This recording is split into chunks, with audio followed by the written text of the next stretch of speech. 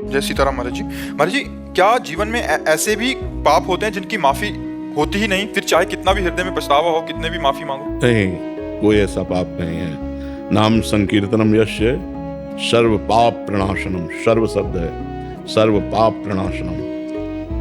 नाम संकीर्तनम यस्य सर्व पाप प्रणाशनम। प्रणामो दुख शमनम तम नमामि हरिम परम।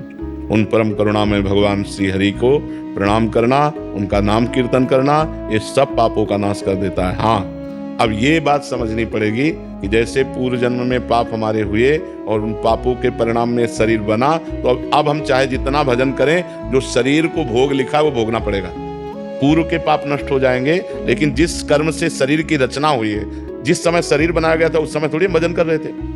शरीर बनाने के समय तो पाप और पुण्य दोनों कर्मों से शरीर बना। आज हम भजन कर रहे हैं, अभी आगे हमें फलीभूत देगा, लेकिन पीछे के कर्मों से जो शरीर बना वो भोगना पड़ेगा। और अन्य पीछे के जो संचित कर्म है वो सब भस्म हो जाते हैं। भगवान के नाम में इतनी सामर्थ्य है, कोई ऐसा पाप नहीं है जिसको नष्ट ना किया जा सके। पर अबलो न सानी अब ना न सही हो। आज तक पाप किया, अब नहीं करूंगा तो नष्ट हो जाएंगे। अब आज भी पाप करो और सोचो नाम जब से नष्ट हो जाएंगे, तब तो फिर नामापराध बन गया। और इस नामापराध, नाम के बल से पाप करना, फिर तो नरक जाना पड़ेगा, फिर दुख भोगना पड़ेगा।